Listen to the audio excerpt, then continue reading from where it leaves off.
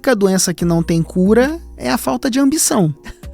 Então, se você de alguma forma reedita a sua ambição e consegue começar a sonhar mais, ir maior, inevitavelmente você vai fazer mais dinheiro. O quanto de dinheiro a gente faz tem muito a ver com o quanto de vontade a gente tem para alcançar aquilo que a gente quer alcançar, capacidade que a gente tem de ter um comportamento que abraça alguns sacrifícios momentâneos na busca de algo no futuro, e uma visão, né, de propósito, de que aquilo ali vai valer a pena de alguma forma. Eu costumo dizer para os meus mentorados, eu posso te dar a faca, posso te dar o queijo, posso até esquentar a faca para fazer uma raclette para você, um queijo derretidinho, mas eu não posso te dar a fome.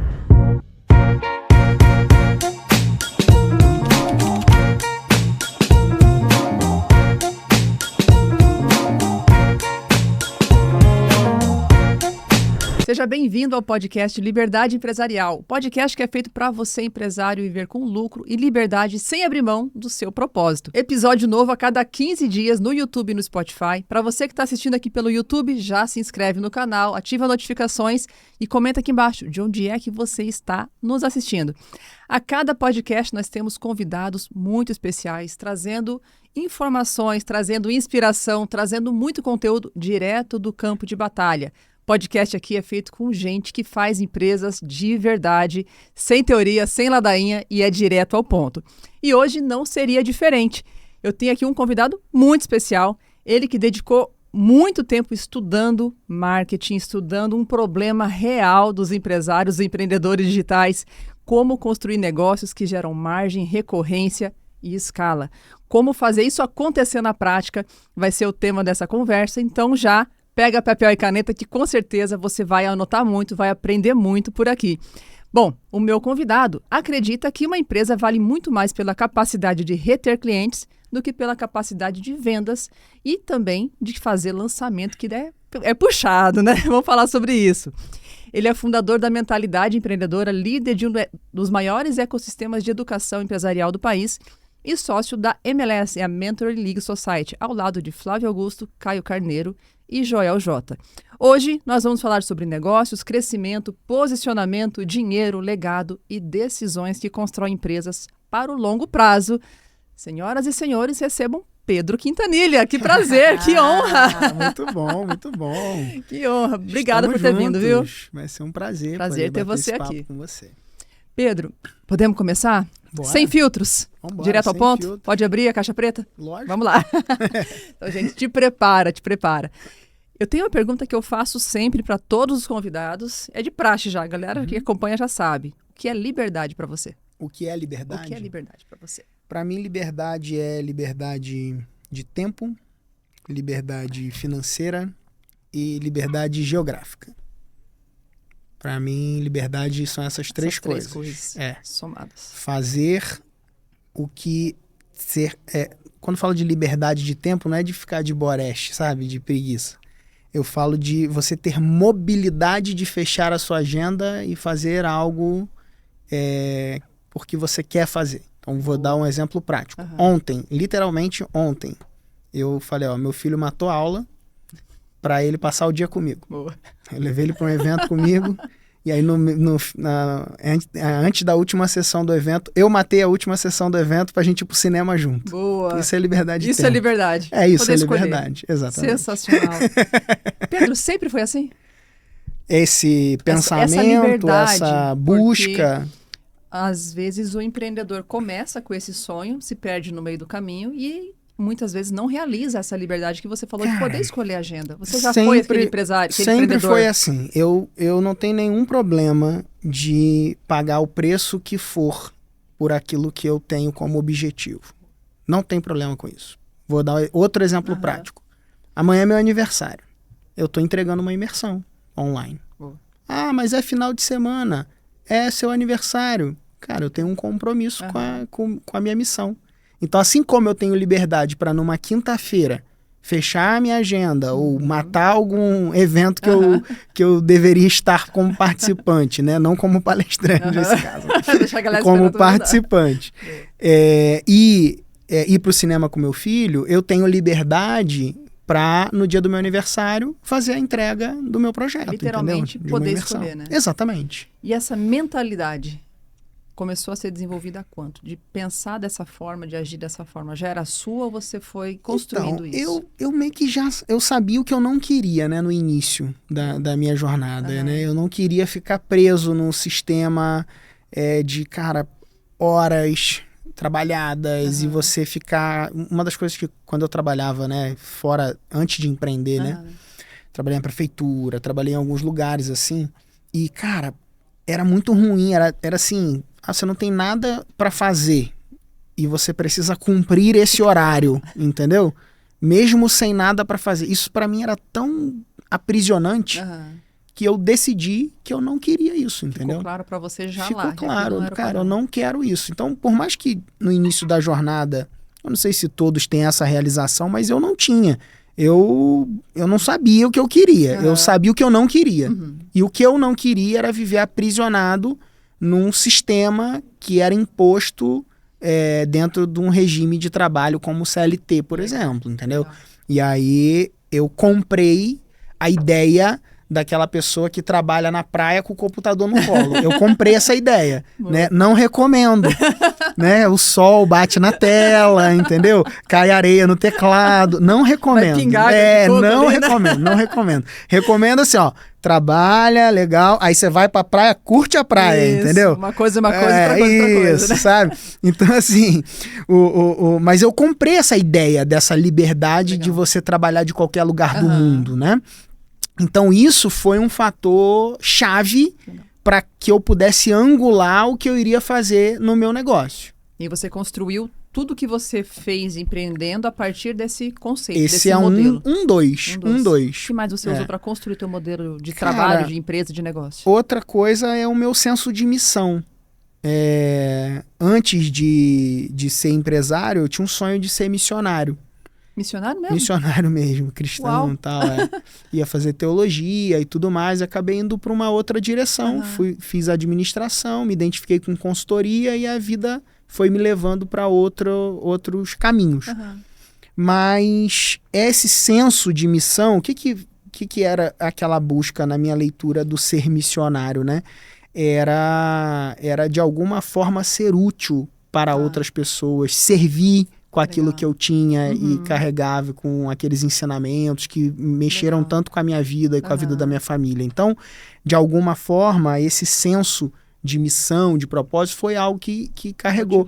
Tem pessoas que falam, né? Eu comecei um negócio porque eu queria ganhar mais dinheiro. Tá tudo certo, né?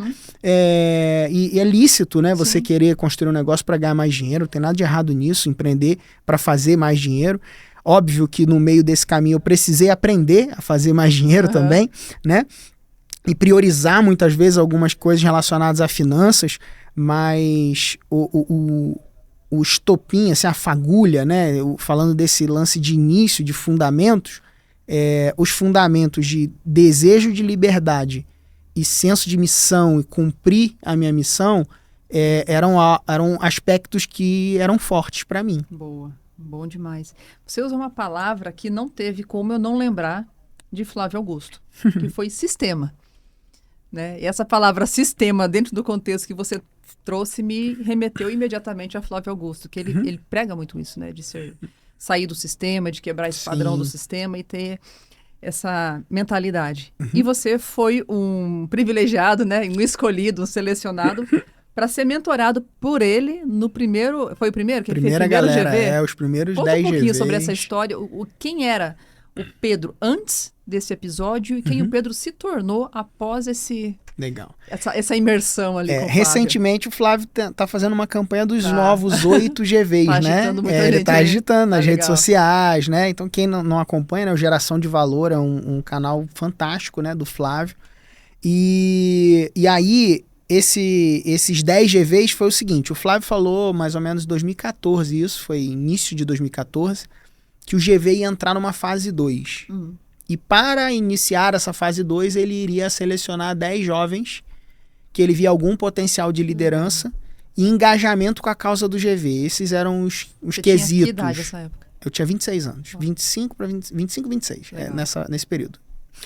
E aí ele falou isso E eu, cara, não sabia, assim, potencial de liderança, eu não sabia se ele como ele conseguiria enxergar em mim. Não sabia. Mas engajamento com a causa do GV, isso eu tinha controle. Então, eu virei um compartilhador, comentador oficial para me tornar percebido, cara. A tua entrada foi com essa interação ali. Interação, eu mandava mensagem para ele, ele não lia, aí ia e repostava, ele fazia uma postagem, eu ia lá embaixo, escrevia comentários sobre aquela postagem, meu ponto de vista, compartilhava os conteúdos dele numa página que eu tinha, dando os créditos, porque muita gente na época, na internet, pegava os conteúdos do GV e não dava o crédito, cortava logo, apagava, Ele sabe? fazia muito postzinho, né? E aí aquelas charges, né? E aí algumas pessoas não davam o crédito para ele, né? Entendi. E depois eu descobri, né, o quanto isso é sério e importante, né? Essa questão de dar o crédito, né? Eu acho isso fundamental. Sim. Então, mas eu já fazia isso, né? Dando crédito, né? Que legal. E aí eu acabei me engajando bastante, me tornando conhecido na comunidade do GV, né? E isso, de alguma forma, me fez, em algum nível, ser percebido. E aí ele me escolheu, fui um desses escolhidos. Como que você recebeu essa notícia da escolha? Você estava onde? Cara, eu recebi da seguinte forma, olha que loucura. Flávio falou que ele ia fazer um evento, e nesse evento, ele não disse que no evento ele iria anunciar, mas ele disse que nesse evento iam ter muitas novidades. E aí eu fiquei de 11 da noite até 1 da manhã para conseguir comprar 2 ingressos para esse evento. Lotou em minutos. Foi o Teatro Bradesco, 1.500 pessoas, o nome do evento era GV Top. Foi o primeiro e único evento desses que o Flávio fez. E aí, nesse evento, ele anunciou coisas novas dos GVs e os 10 GVs foram anunciados lá.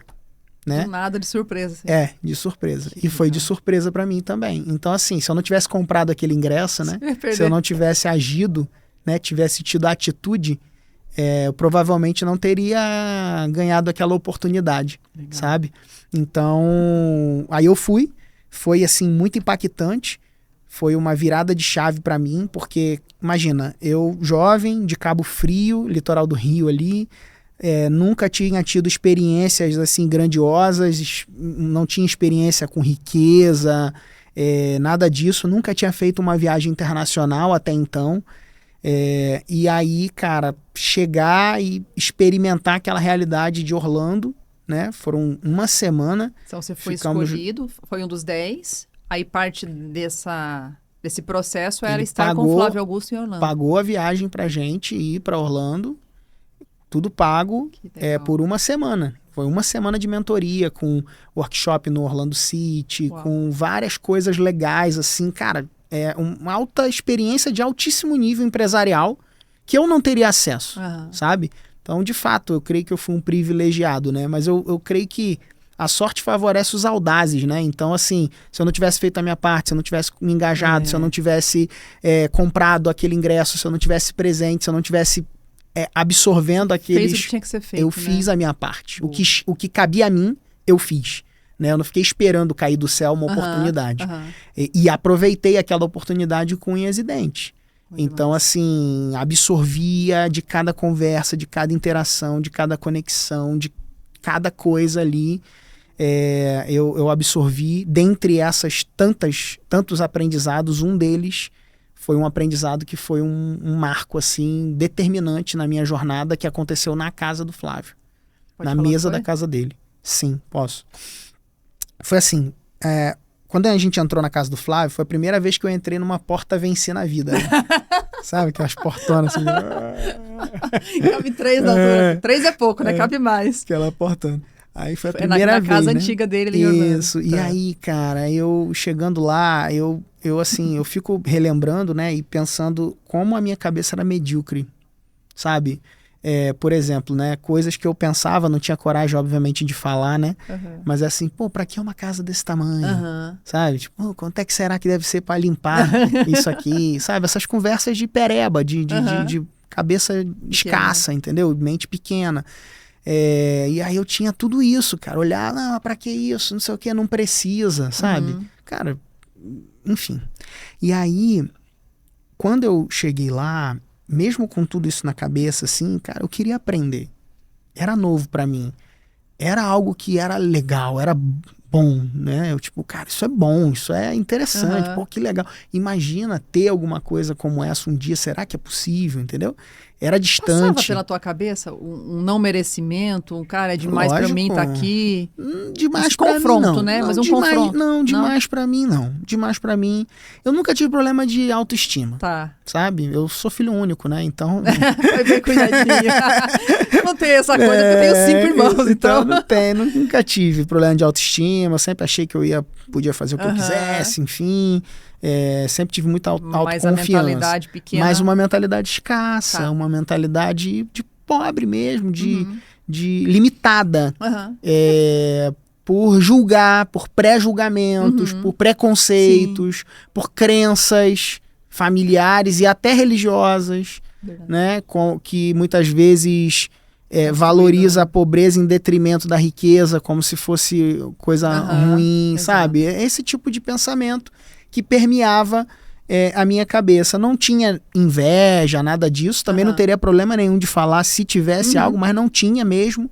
Tinha admiração, me inspirava com aquilo ali, mas não me achava assim necessariamente... cara, será que isso é pra mim? Né? Esses questionamentos até passavam nesse sentido. Como eu vou conquistar isso, entendeu? O que eu preciso fazer para alcançar isso? Foram coisas que passaram pela minha cabeça. E aí, na mesa da casa dele, ele falou assim: todo negócio que cresce e se sustenta ao longo do tempo tem 3 pilares: margem, recorrência e escala. Esse ensinamento foi um ensinamento que mudou a minha vida. Por quê? Porque eu pensei assim, nessa época eu tinha um blog, eu fazia reviews de produtos de outras pessoas, de afiliados, cursos online, coisas assim de outras pessoas. As pessoas liam meus artigos, clicavam nos links e compravam e eu ganhava uma comissão com isso. Era basicamente essa uma das fontes de receita que eu tinha naquele momento. E vendia serviços de consultoria para pequenos negócios na minha região. Joalheria, escritório de arquitetura, enfim, imobiliária. Então, prestava serviço, clínica médica, odontológica, sabe? De marketing digital, que era o que eu estava dominando. Estava fazendo pós em marketing design digital na SPM na época. E já trabalhando com alguns pequenos projetos assim. Beleza. Então, eu tinha serviço, tinha esse mundo de infoprodutos, né? Os produtos digitais se abrindo ali para mim. Com um certo resultado. Nessa época, eu fazia em torno de 100 a 200 mil no ano, tá? Então, tipo, 10 a 15 mil por mês, por ali, em média, de resultado. Então, é um negócio muito iniciante, né? Um estágio muito inicial. Pode nem se dizer que isso é um negócio, né? Era uma profissão remunerada, né? Eu chamo isso de autoemprego. É isso, era um autoemprego. É um autoemprego. Excelente. Eu me emprego, eu tenho um dinheiro. Excelente. Era um autoemprego. E aí, beleza. Aí, quando o Flávio falou esse ensinamento, ele falou na mesa pra todo mundo que tava lá, né? Eu peguei como pra mim. Falei, cara, eu preciso viver isso. Margem eu tenho, porque eu vendo serviço. Essa foi a realização que eu tive. Legal. Então, cara, eu vendo serviço, quanto mais confiança eu tiver no meu serviço, mais eu vou poder cobrar. Então, se eu for me tornar mais conhecido, se eu tiver um livro, se eu tiver um curso, uma coisa, eu vou ganhar notoriedade. Com mais notoriedade, eu tenho mais confiança. Com mais confiança, eu cobro mais. Então, tem um caminho aqui. Então, se eu aumentar o meu nível de confiança, eu tendo a cobrar mais e aumentar a minha margem na ponta. Serviço. Confiança na percepção do público. Lógico. Não. Na sua. A sua autoconfiança. Lógico. Porque tudo que a gente faz é relacionado à nossa confiança. O que é um certificado? Certificado é um papel que diz que você tem um número de horas de informação de algo. Que representa o quê? Absolutamente nada. Representa uma coisa. Confiança para você. Agora você está habilitado, por causa desse pacote de informações, a prestar aquele tipo de serviço, entendeu? Então, no fim do dia, é confiança, Tá. né? Eu não estou dizendo que o aprendizado não tenha valor. O que eu estou falando o certificado, ele não atesta absolutamente nada. Uhum. O certificado é só um instrumento de confiança Tá. para nós. Pô. Então, de posse desse instrumento de confiança, de posse, em teoria, do domínio das habilidades, eu posso prestar um determinado serviço. Sacou? Então, esse pensamento é um pensamento pautado na lógica de serviço. Uhum. Tinha, então, margem. Escala. Eu encontrei no mercado digital. Qual que é o custo de um Ctrl+C, Ctrl+V? Se eu tiver uma turma com 100 ou 200 pessoas online, qual é o custo a mais de botar 100 a mais numa turma onde eu estou entregando o mesmo conteúdo, para muitos? Ou seja, o digital me proporcionou escala. Boa. Eu estava, então, tenho margem e tenho potencial de escala, por mais que eu não tivesse ainda 200 alunos ou qualquer coisa do tipo. Mas no modelo que tinha, dava para ter. Exato. Boa. E eu não tinha recorrência. Porque eu pensava sob a lógica de consultoria. E normalmente a consultoria pensa sob a ótica de projetos. Então, eu fazia um projeto, terminava o projeto, aí você vai propor um novo projeto, e é óbvio que hoje tem N soluções, na época também já tinha, mas eu não tinha conhecimento das soluções recorrentes em consultoria. Tá. A minha cabeça era aquela Começo, cabeça... meio e fim. Exatamente, começo, meio e fim, e acabou. E beijo, tchau, Aí vou tinha que procurar buscar outro... Um novo projeto, um novo cliente. novo tudo projeto, exatamente. Aí, a partir desse ângulo, eu falei, eu vou criar uma espécie de consultoria em grupo recorrente. Consultoria em grupo recorrente. Foi a primeira Como foi coisa esse que eu criei. Foi o primeiro projeto. Basicamente era assim, eu tinha 6 sessões individuais, 2 sessões com o grupo daquelas empresas, aqueles pequenos negócios, e um evento presencial. Esse foi o meu primeiro formato de entrega. Mas a recorrência aí tá onde? No evento presencial eu tinha o pitch de renovação. Ah, tá. E aí a pessoa seguia renovando comigo aquele projeto. Eram continuados. Eram continuados. Uma educação continuada para empresário. Exatamente. Boa. E aí eu criei esse projeto. Esse projeto se tornou o Mentalidade Master, que é o meu grupo de mastermind. Foi o primeiro projeto. Cobrei na primeira turma 18 mil o ano. E... O ano não, desculpe. 18 mil, 6 meses de acompanhamento. E 7 malucos compraram. E aí entreguei. Dentre eles, inclusive, tinha um cara de Madrid, cara. Caramba, que comprou, viajou para Cabo Frio para um evento presencial. Que legal. De Madrid. Como que você chegou lá? Cara, online, lista de e-mails. Era lista, né? Eu fazia lista. Eu sou da época do copywriting, né? Então, cara, escrevi e-mails e tinha uma newsletter que eu mandava e-mails. Que legal. Né? Existia um tempo remoto lá nos Incas, que as pessoas escreviam e-mails e enviavam e-mails umas para as outras. Era na unha ali, ó. Né? Hoje em dia tá voltando, inclusive, newsletter, né? Tá em alta aí, né? Eu tenho a minha lá, quinta com quinta, no Substack. No Substack. Toda quinta-feira eu faço uma news. Então aí você desenhou esse modelo com escala, margem e recorrência. Aí Exato. você começou a desenhar o teu novo momento. A partir desse lugar. E olhando para aquele episódio daquela uma semana, quem era o Pedro que entrou, como é o Pedro que saiu? O que mudou dentro na identidade, no comportamento, na forma de ver e pensar as coisas? Cara, assim, ó, um dos maiores ganhos que eu tive ali foi de visão, ampliação de referência. Eu saí com uma nova referência. Tomei uma decisão de incluir Flávia, minha esposa, nesse jogo, de forma prática, levando ela para Orlando. Trabalhei 2 anos para a gente poder conseguir juntar dinheiro para ir. E aí eu peguei toda a reserva de emergência e paguei a viagem. Não recomendo isso para ninguém, tá bom? Não é uma recomendação financeira. Não estou orientando nada. Não estou orientando aqui, tá? Mas porque eu entendi que a minha mulher tinha que estar na mesma página que eu. Tá. Eu entendi isso. Cara, a gente é casado, a gente é e se ela não tiver alinhada, ela já era minha sócia. Legal. Então, se a gente não tiver alinhado na mesma página, vai ser mais difícil. E para mim é responsabilidade de quem enxerga ajudar quem não enxerga a enxergar. Boa. Então eu assumi essa responsabilidade, falei, vou te levar. Era muito distante para ela, porque Flávia vem de uma realidade financeira bem pior que a minha. Ela teve muitas faltas na infância. Então, ela tinha uma fita cassete da Disney, da Ariel, que ela escutava em looping. E era a única que ela tinha, entendeu? E ela gostava muito da Disney, mas não dimensionava que existia a possibilidade de ir. Ela nem sonhava. Por que não sonhava? Porque era tão distante que nem sonhava, né? E a gente só conquista aquilo que a gente deseja, né? Ela não conseguia nem desejar, sabe? Porque era muito longe da realidade dela. Então, quando eu virei pra ela e falei, não, cara, você vai pra Disney. Ela, não, mas como assim? Pra Disney, mas... entendeu?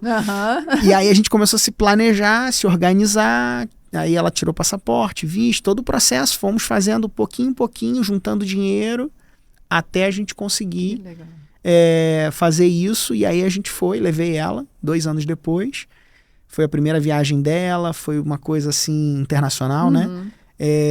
E foi assim uma coisa estupenda, marcante, tanto que depois de então Orlando é a nossa segunda casa. Bobeou tá lá, né? Todo ano, obrigatório, a gente pessoal passa... fala que Orlando é a melhor cidade do Brasil para se viver, né? Mais ou menos isso, Orlândia. Né? Fica no estado mais ao norte do Brasil. Boa demais. Então, mexeu com referências, mexeu com mentalidade, mexeu com comportamento. Voltar para onde você estava foi algo Então, depois a mente que se abre, né? Ela não volta, né? Não dá para desver, né? Não volta. Então, assim, eu voltei para Cabo Frio, mas eu já estava fora de Cabo Frio. A cabeça não encaixava mais ali. Tanto fora que eu comecei a vir muito para São Paulo, né? Até me mudar para cá. Né? Mas eu vim por bons tempos. Vinha, aí ficava uns dias, depois um mês, depois... semanas, e a gente vinha junto, aí depois quando vieram as crianças começou a ficar um pouco mais desafiador esse processo, ao ponto da gente se mudar. Mudou de fato. Boa. Você também tocou no assunto de finanças, né? O quanto as crenças atrapalham muitas vezes de avançar. Estar exposto nesse ambiente onde você viu a porta vence na vida, onde você viu até arquitetura, tudo é muito diferente, né? Quando você vai para lugares como Orlando, como próprio São Paulo, né? A gente já vê tudo muito diferente. Sim, com certeza. Isso rompeu muitas crenças também. Absurdo. E quanto isso te ajudou a fazer mais dinheiro? Cara, eu acho que tudo tem a ver, né? Assim, não tem como a gente desassociar a nossa ampliação de referência e de visão da nossa capacidade de produzir riqueza. Por quê? Porque a única doença que não tem cura é a falta de ambição. Então, se você de alguma forma reedita a sua ambição e consegue começar a sonhar mais, ir maior, inevitavelmente você vai fazer mais dinheiro, sabe? Então, isso para mim é um ponto central, assim, o quanto de dinheiro a gente faz tem muito a ver com o quanto de vontade a gente tem para alcançar aquilo que a gente quer alcançar. Capacidade que a gente tem de ter um comportamento que abraça alguns sacrifícios momentâneos na busca de algo no futuro, e uma visão, né, de propósito, de que aquilo ali vai valer a pena de alguma forma, né? Eu costumo dizer para os meus mentorados, para a galera, né, da minha comunidade, tudo quem está comigo, que eu posso te dar a faca, posso te dar o queijo, posso até esquentar a faca para fazer uma raclette para você, um queijo derretidinho, mas eu não posso te dar a fome. Então, a fome é você que tem que trazer para a mesa, né? Por isso que eu falo que a única doença que não tem cura é a falta de ambição. Até falando nisso, você foi falando aqui, eu fui lembrando de uma cena. A gente estava num evento com o Joel, aqui recente em Alphaville, e estava ali compartilhando, muitas pessoas compartilhando muitas histórias. Foi um dia sem stories, né? Um dia de câmera fechada. Mas a história que você contou mexeu muito, não só comigo, mas com a galera toda também. Eu queria tocar nesse assunto. Podemos? Podemos, lógico. Lembro que você presenteou o Joel com um relógio. E você fez uma analogia daquela marca, daquele relógio, você contou uma história, né? Tem uma história Sim. por trás daquele relógio, que tem a ver com perceber valor, ter valor, mas não perceber valor. Perfeito. Eu acho que tem muita gente que precisa ouvir um pouco desse contexto, dessa história, Uhum. porque muitas vezes a pessoa não está percebendo ou vendo o valor, e aquilo eu acho que tem bastante para ensinar. Legal. Se tudo der certo no projeto que eu tô com o Joel agora, essa história vai ganhar um plus. Mas aí vai ter que ficar para um próximo episódio, Tá. porque a gente tá no meio do A jogo. gente pega o spoiler aqui. Vamos de spoiler Vamos por lá, enquanto, vamos lá. e Não vamos pegar o sei, fio da não meada. sei. Vamos lá. Mas enfim, ó. Cara, foi assim. O Joel me colocou nesse mundo dos relógios, né? Comecei a andar mais próximo do Joel, depois que eu me tornei sócio do Flávio, deles, né? Eu comecei a andar mais próximo dele. Ele começou a me ajudar em alguns pontos, né? Me ajustar em termos de visão de negócio e buscando trazer um caminho mais relacional para o meu negócio. Dentre algumas coisas, ele falou, vou trazer você para o mundo dos relógios. Aí fui no podcast dele, inclusive depois se você Foi puder muito deixar show. linkado, Pô, vou é deixar aqui legal, é um na episódio descrição. legal, se a galera quiser escutar, foi um episódio muito legal. Foi. E aí, no podcast que eu gravei com o Joel, JJ Podcast, ele falou pra mim assim, ó, conta alguns cases, não sei o que e tal, né? E aí, duas pessoas levantaram pra contar as histórias de resultado deles, né? Era com plateia, né? E aí, uma menina levantou, que é uma médica mentorada nossa, falando que, poxa, ela conseguiu fazer 1 milhão e pouco em tanto tempo, né? Aquela coisa de contar o resultado feito ali. E um outro, que era um advogado, falou que ele cresceu 20 vezes o escritório dele, com a minha orientação, com a minha mentoria, tudo mais. E aquilo foi uma coisa que gerou muita gratidão nele. E o Joel virou pra ele e falou assim, ó, relógio. Tô fazendo assim, entendeu? Sussurrando, sabe? Aí pra ele me dar esse relógio, né? Enfim, aí aconteceu de que a gente estava com uma viagem marcada com as famílias e a minha família é a família desse advogado que se tornou um amigo, um cliente que se tornou amigo.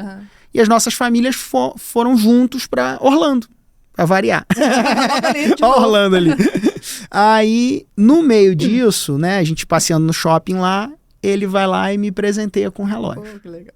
Aí, cara, muito legal, virou tema de newsletter, eu fiquei todo feliz, grato, me senti honrado, nunca tinha recebido um presente desse, foi um Tag Heuer Aqua Racer lá, muito legal, tinha uma história, era verde, né, o símbolo da nossa empresa é verde, então tinha toda uma questão de energia solar, enfim, muito legal, mais do que um relógio, né, era uma história e um símbolo de honra. E mandamos um vídeo pro Joel, aí, entrei no mundo do relógio, e tal. Beleza, aí o Joel falou, agora você tem que comprar o seu. Ele começou nessa, né? Agora você tem que comprar o seu, não sei o que e tal. Beleza. E tá, eu tô começando a conhecer, tatear, eu sou nerd, gosto de história, comecei a buscar a história dos relógios, comecei a me interessar por isso. E aí, a gente entrou num projeto mais próximo com o Joel ainda, de treino, que incluiu o treino, começou a mudar algumas questões minhas em relação a olhar para minha saúde melhor e tudo mais, fui evoluindo, respondendo a isso, e ele me desafiou a criar um projeto com ticket ainda mais alto, abrir esse projeto, que é o meu advisor, né, que é uma espécie de consultoria individual para empresas onde eu me torno conselheiro de alguns negócios de tecnologia e de educação. E aí, a partir disso, eu consegui fechar dos maiores contratos da minha vida até então, mesmo com o nosso negócio crescendo, tracionando, acrescentei essa linha nova de receita. Isso tudo começou a gerar um impacto tão grande em mim que eu queria manifestar a minha gratidão pelo Joel em honra, dando um relógio de presente. Então, o primeiro relógio que eu comprei na vida não foi para mim, foi para o Joel. E aí eu comprei um relógio e fui pesquisar. E aí eu pensei assim, cara, o Joel ele já tem uma coleção extensa de relógio. Ele sempre fala que não é pelo preço do relógio, né? Você pode dar um relógio de 200 mil, de 100 mil. Pô, legal, é legal, né? Uma coisa, cara, incrível, né? Mas, mais importante do que o preço é a história. Ele sempre falou isso. E aí eu fiquei com isso na cabeça. E eu comecei a pesquisar sobre as marcas de relógio. E encontrei uma. E tinha um relógio, cara, lindo, verde, da marca Tudor. E aí, a marca Tudor, ela é uma marca meio que B da Rolex, vamos dizer assim. Ela é do mesmo grupo da Rolex, né? Não posso dizer que é uma marca B, senão os fanáticos por Tudor vão querer me pegar aí, né? Então, assim, mas ela é uma marca que tem um maquinário da Rolex, é uma marca que, quando a Rolex precisa testar alguma coisa, então ela tem esse quê de inovação, ela testa no Tudor para ver se pega, o quanto pega no mercado para depois lançar algo na Rolex. Ou seja, é um laboratório, é uma marca B, é uma marca ali, mas que tem as características, componentes, estrutura da Rolex. E fabricada pela Rolex. Fabricado pela Rolex. E aí foi em cima desse ponto que eu construí essa história em forma desse presente. Eu comprei um relógio e aí naquele dia eu abri, né, para alguns amigos mais próximos, né, membros, né, da mentoria que a gente participava, e falei para o Joel, falei, olha, eu quero te dar esse relógio, ele é um símbolo, expliquei, contei um pouco dessa história, né, para a galera lá, e falei, olha, ele é um símbolo porque eu me posicionava como Tudor, mas você fez eu me enxergar como um Rolex. Então, esse é um símbolo que eu quero te dar para selar esse momento e tal. E aí ele foi receber o presente, foi muito legal, foi muito... Mas essa reflexão da máquina, da estrutura, do que está na essência ali, na essência já era um Rolex. Exato. Essa é a visão, gente. Isso. E aí, trazendo essa história, essa narrativa bem construída, que ficou sensacional isso, né? O que você enxerga hoje, Pedro, que nas empresas ou os empresários, você trabalha muito também com os profissionais liberais, né? Médico, Sim. advogado, enfim, mentores. Uhum. O que precisa para mudar essa roupagem? Ou o que você precisou fazer para mudar essa roupagem de Tudor para Rolex? O que no Pedro precisou ser alterado, tem algumas coisas. Eu acho que a gente precisa se despir de alguns preconceitos. Eu acho que a gente precisa ser firme em relação a alguns princípios e valores pessoais. Vou dar pontos assim. Preconceitos, né? Às vezes, a gente olha para alguém na internet e julga aquela pessoa e fala, eu nunca faria, nananana. Só que, na verdade, você queria estar no lugar dela. Uhum. Isso é um preconceito. Aí você, beleza, mas se fosse... Sabe, essas coisas. Uhum. Então, se despedir disso. E, normalmente, o profissional técnico, um bom profissional, um cara bom tecnicamente, ele tem uma coisa dentro dele do tipo assim, pô, tem gente muito pior do que eu, ganhando mais dinheiro do que eu. Uhum. E eu tô aqui. Uhum. E tem mesmo. Tem gente pior que ele ganhando mais dinheiro que ele. Por quê? Porque aquela pessoa que é pior que ele tem algo que ele não tem. Uhum. Coragem de colocar a cara dela a tapa, por exemplo. Ousadia para fazer um marketing mais firme, Boa. mais direcionado, mais específico. Enfim, entre outras coisas. Uhum. Então, existem elementos que a gente precisa buscar se despir. E existem outros elementos que a gente precisa ter coragem para não abrir mão. Você precisou abraçar algo novo? Que até então não estava no teu radar e precisou acoplar? Então, eu acho que esse é o lugar. O algo novo é você ter consciência de que você sempre pode aprender algo mais. Não é nem novo, né? É usar a capacidade que já tem, você né, de aprender. ter o coração ensinável. Boa. Ter um coração ensinável.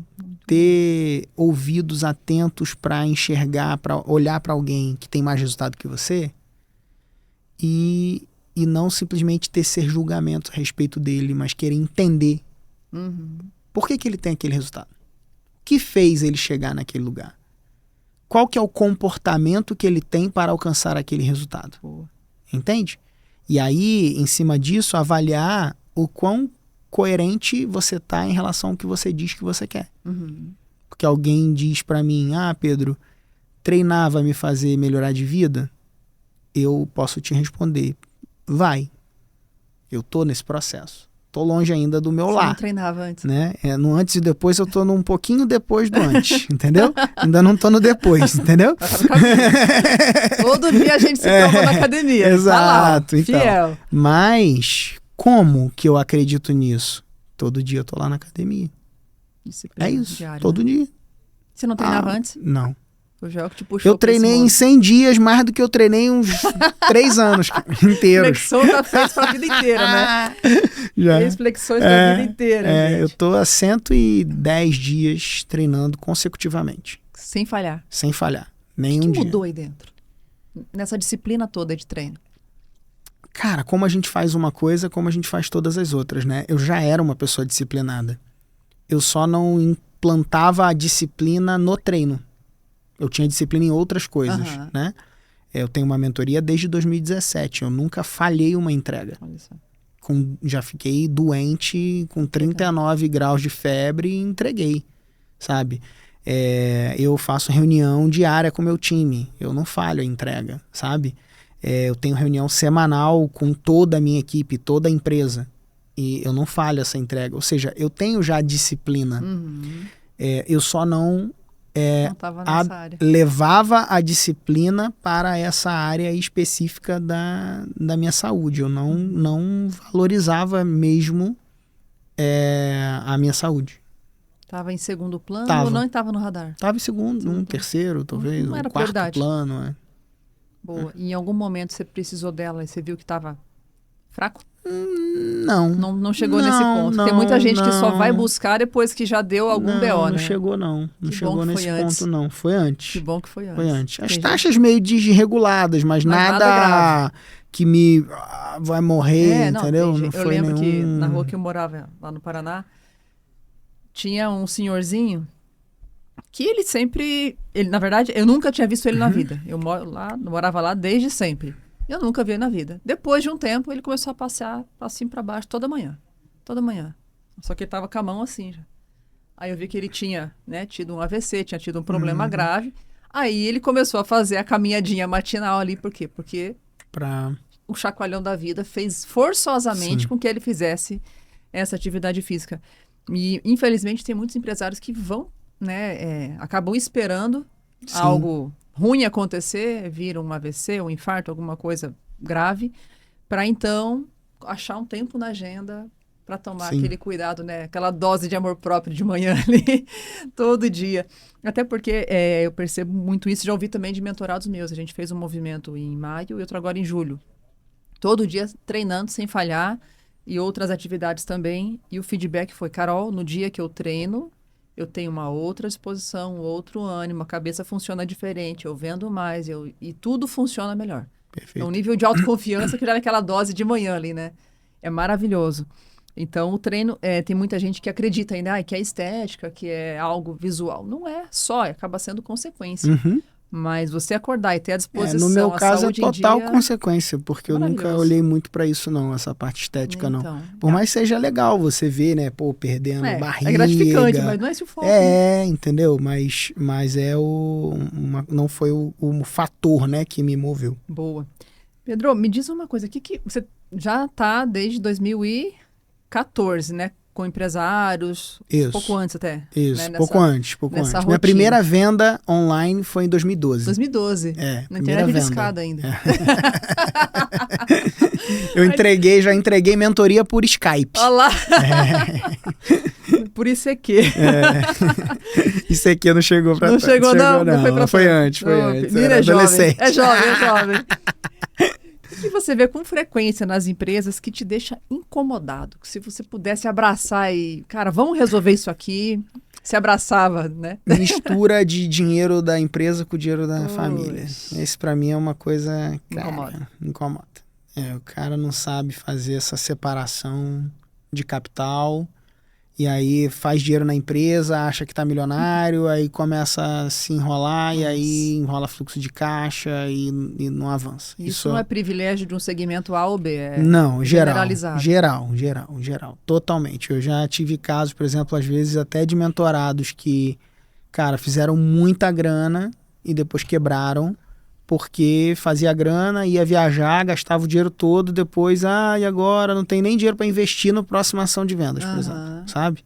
Então, assim, é um nível de despreparo, de inteligência financeira muito grande que a gente vive nos empresários no nosso país. E às vezes assim, nem é um problema da saúde financeira da empresa, mas acaba se tornando, né? Porque totalmente, misturou tudo, porque né? mistura, e aí você vê o dinheiro entrando na empresa, pensa que é seu, né? Muita gente aí você deslumbra começa a deslumbrar e achar, agora eu tô muito rico, caraca, eu consigo fazer dinheiro, só que... Vou comprar uma caminhonete. É isso, entendeu? E vai embora.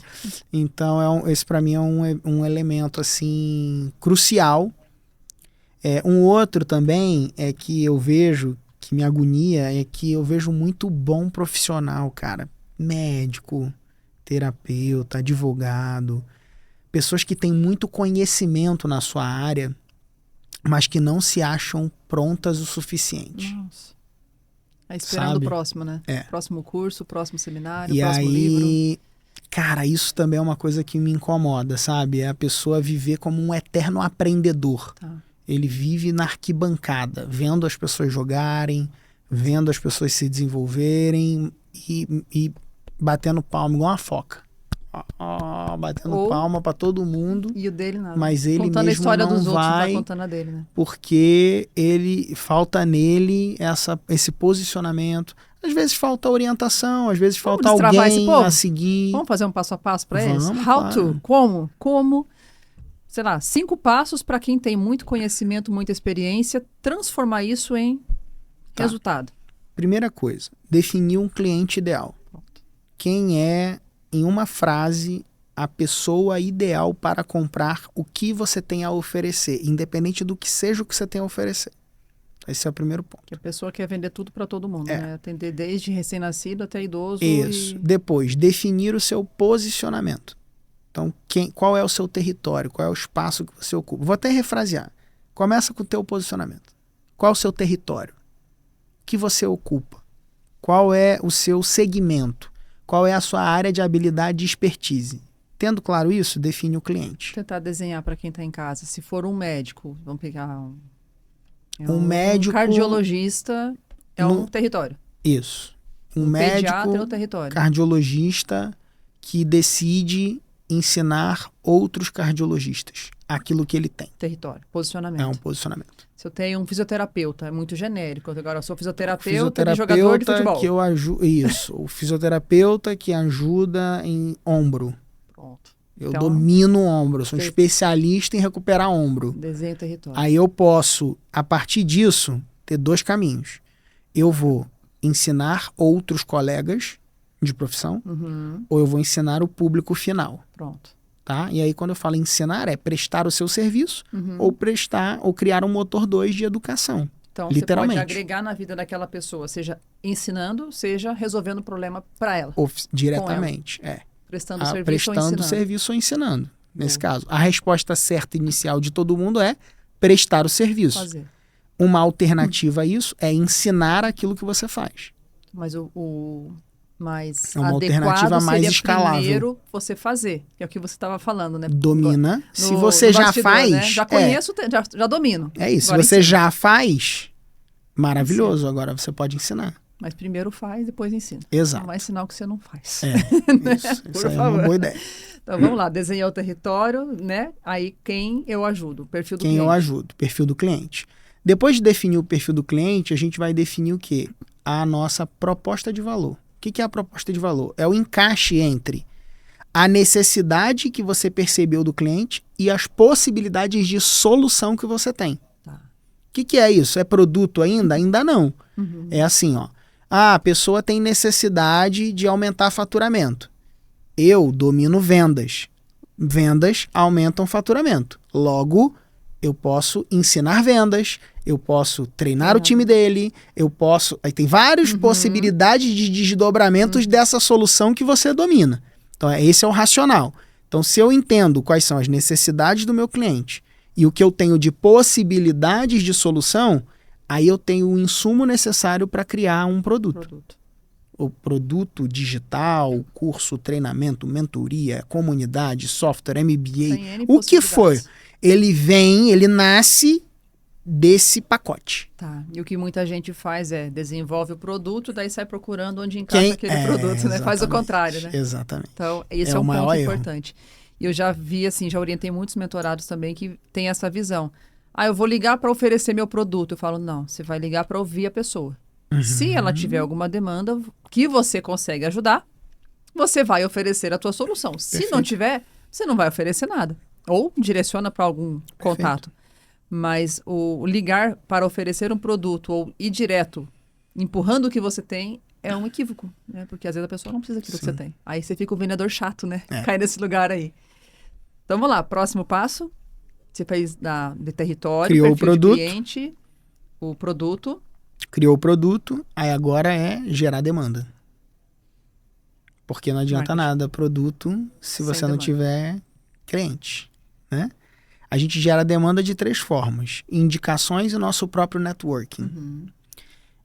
Através de conteúdos que a gente produz na internet. Esse podcast é um potencial gerador de demanda. Sim. A pessoa está te conhecendo, a pessoa está me conhecendo. Ela pode se interessar por conhecer mais do nosso trabalho a partir dessa conexão aqui. Exato. Então, a produção de conteúdo, de valor, ela tem como finalidade ajudar no processo de geração de demanda. Boa. E o domínio do tráfego pago, que são anúncios direcionados para público específico que você quer atingir. Boa. E aí tem N desdobramentos de cada aspecto desse. Agora, você é especialista em marketing também. Sim. Posso dar um zoom in aqui na geração de demanda? Lógico. Eu já vi muito advogado, médico, contador, enfim, os especialistas, né? Mas eu estudei 10 anos de medicina para ficar fazendo dancinha no TikTok, né?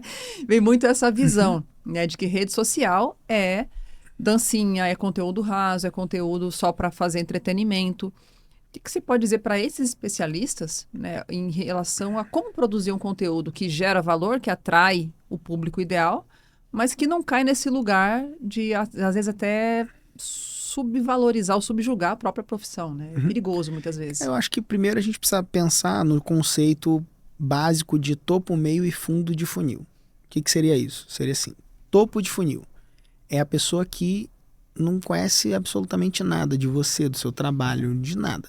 Ela tem interesses que podem estar conectados com aquilo, ou que devem estar conectados com aquilo que você domina. Aí são conteúdos realmente um pouco mais rasos, sim. E não tem problema. É mais genérico. É mais genérico, mais aberto, mais raso. Por exemplo, no meu caso, o meu topo de funil é indicação de livro. Tá. É um conteúdo de topo de funil. Ele é raso. Eu não vendo livro. Mas os livros de negócio que eu indico, as pessoas que se interessam em livros de negócio acabam se conectando comigo. Isso já filtra até o perfil do público. Filtra o perfil do público. Então é um conteúdo de topo de funil. Séries da Netflix, tereréu. É um conteúdo topo de funil. Então, ou seja, é um pouco mais raso, são elementos um pouco mais curiosos, de curiosidade, mas que a pessoa vai olhar e vai falar, poxa, interessante. Ou quando eu falo, sei lá, eu teve um vídeo lá meu que a galera comentou e tal, do Rei Leão lá. Aí eu falei lá do Mufasa, não sei o que, cara, topo de funil, a pessoa não se interessa pelo Rei Leão, acha legal, ou acha, cara, o que esse cara curioso. Tá falando de Rei Leão aí? Aí vai lá, vê, assiste, entende, gosta das provocações, das ideias, daqueles argumentos, né, um pouco mais inteligentes, que é como eu busco trabalhar, e aí se identificam comigo e avançam, sabe? Então esse é um caminho. O outro caminho é o meio de funil. O meio de funil é quando você já começa a tocar um pouco no teu projeto. Ou não necessariamente na oferta, na proposta comercial, mas naquilo que você tem como solução. Então, meus conteúdos que falam sobre produtos digitais, meus conteúdos que falam sobre como rentabilizar com mentorias. Já aponta para a solução. Já começa apontando ali, já é mais meio de funil. E o fundo de funil é o conteúdo mais direcionado realmente para o teu projeto, né? Então, descaradamente, ele diretamente os teus produtos. É o arrasta para cima, né? Exatamente. O antigo arrasta para cima. O famoso arrasta falecido. para cima. Muito bom. Então, é necessário construir conteúdo, produzir conteúdo em plataformas diversas, né? Não dá para escolher uma só, ou funciona uma só. O que você diz? Eu uso o Instagram, Substack, a newsletter semanal, tem o Spotify, YouTube, LinkedIn. Tá. É isso, pulverizado. Tá pulverizado, mas pulverizado, produzindo conteúdos. O Instagram é a rede que mais gera demanda para nós atualmente. Legal. Mas um dia foi o Facebook, né? E hoje é o Instagram. E amanhã pode ser o coisa, TikTok, entendeu? Boa. E não necessariamente precisa ser com dancinha. Pronto, gente. Isso alivia o seu coração. Se eu dependesse de fazer dancinha para vencer, eu ia ter que fazer muita aula de dança. E talvez não ia dar nada. Eu sou travadaço nessa parada aí. Eu teria que fazer bastante aula de dança. Cara. Boa. Pedro, conta pra gente qual o critério, como é que você vê que é a hora de fazer um novo produto, de começar a pensar um novo produto, uma nova solução? A hora que entra isso no radar. A hora que você vai fazer um novo produto, ela precisa ser quando você não consegue mais alcançar o objetivo que você quer com o produto que você tem. Então, você vai olhar para o mesmo cliente e enxergar uma nova solução para ele. E sempre tem um próximo passo. Boa. Isso serve para qualquer negócio? Tudo. Sempre tem um próximo passo. Depois você resolve uma dor de alguém, nasce uma nova. Tá. O cara não tem dinheiro, agora ele tem problema. Tem outro problema. É outro problema. É outro. Antes ele era endividado, o banco corria atrás dele. Agora, o que eu fazer com ele dinheiro? Faça o que com o dinheiro agora? Mas eu tô pagando imposto demais. Agora eu tenho que diminuir o imposto. Como é que diminui o imposto? Qual é o próximo passo? Problema. Aí depois, tem que... Enfim, por aí vai. Boa. Então, sempre tem um próximo passo. Aí o que a gente precisa fazer? Entender dentro do nosso território onde a gente vai ajudar essa pessoa. Então, no meu caso, o que eu faço? Eu tenho um projeto que eu ajudo essa pessoa a conceber o produto dela. Ela não tem nada, ela tem um conhecimento. O cara, para trabalhar comigo, ele tem que ter duas coisas. Vida, que é know-how no que ele faz, e vontade de ensinar o que ele tem. Então, ele tendo esses dois elementos, eu consigo ajudar ele. Tá. Eu pegar aquele conhecimento dele, transformar em um produto. Transformou aquele conhecimento em um produto? Que produto? Cara, não sei. Tem que descobrir junto. Algum? Como vai empacotar isso no caminho da ele vai descobrir junto. Esse é o trabalho. Tá? Pode ser um curso, pode ser uma mentoria, pode ser um monte de coisa. Então tem que saber qual que é o desejo dele, qual que é a meta que ele tem, entendeu? É tudo isso. Beleza. Definido isso, aí ele vai o quê? Testar isso no mercado. A validação. Então, testou no mercado, validou. Aí minha validação são 12 vendas. Né, pra você achar o Judas. Né, o Judas é o cliente que você não quer, entendeu? Então você acha ali, né, que de forma prática, assim, em termos técnicos, né, acho que a galera que te segue aqui, mais empresário também, um pouco mais técnico, né, é um corpo mínimo estatístico para a gente ter um extrato do cliente ideal. É basicamente isso. É uma amostragem. Então, é isso, uma amostragem. Exatamente, uma amostragem. Então, 12 é um número de validação. Tá. Validou? Beleza. O que a gente vai fazer agora? Tracionar. O que é tracionar? Desenvolver alavancas. Tráfego pago, indicações, conteúdo orgânico. Beleza. Desenvolveu essas alavancas, agora você já não tem mais um projeto, você já tem um negócio digital. Na hora de começar. Usando digital. Aí você vai escalar. Tá. Então, esse é o processo. Quando a pessoa chega na escala, agora ela tem um novo negócio, que ela começou comigo do zero, e ela tem agora esse novo negócio. Quando eu falo do zero, não é a pessoa com R$0. Eu estou falando de uma pessoa que já fez carreira na vida dela, ela já tem grana ali, porque ela de alguma forma já trabalhou ou trabalha em algum lugar que a possibilita desenvolver esse novo projeto que vai dar para ela mais... O projeto é educação empresarial. Educação empresarial. Tá. É isso. Então, quem tem esse know-how de empresarial consegue transformar em educação. Totalmente. É esse o forte da mentoria, esse é o objetivo da mentoria. Metodologia, estrutura, é ajudar realmente a pessoa a encontrar o que é o melhor para o estilo de vida dela, inclusive. Encaixar porque o que cabe para mim não é o mesmo que cabe para você. Cada um você tem outra, tua família, teu desdobramento com a tua família, os outros negócios que você toca, entendeu? Eu não posso exigir de você fazer as mesmas coisas que eu faço no meu negócio, entendeu? Sim. Então tem essa exatamente, de acordo com o interesse da pessoa e necessidade que a pessoa coloca para mim. Show. E dentro desse modelo, seja para educação empresarial, seja para outros negócios, você entra sempre com a recorrência. Sempre. E a recorrência serve para qualquer negócio. Qualquer negócio. Eu vou falar porque na minha empresa, a gente tá com 30 anos agora em fevereiro. Sim. Ela, eu diria assim, arriscaria dizer, ela só existe porque a gente trabalha com recorrência.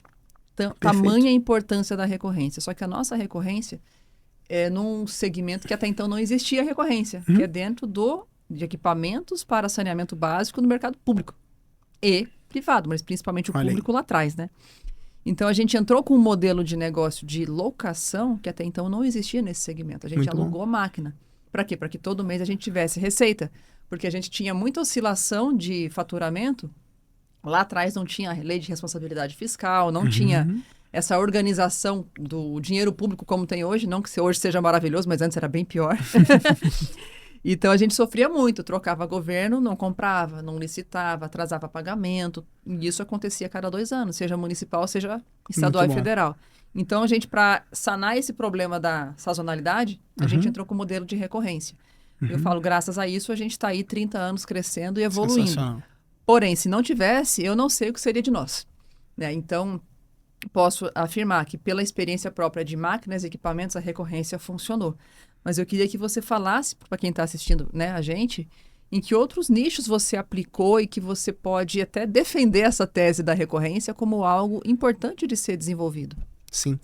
Por exemplo, um consultório médico, que o médico vende só a consulta. Tá. Ele para de vender a consulta e passa a vender programas de acompanhamento recorrente. Então, um protocolo de acompanhamento que a pessoa paga de forma continuada. Tá.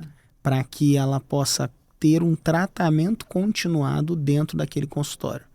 Que pode incluir medicação ou não, que pode incluir algum acesso multidisciplinar. Então, se a dor daquela pessoa tangencia com necessidade de questões psicológicas, pode incluir psicólogo, psiquiatra.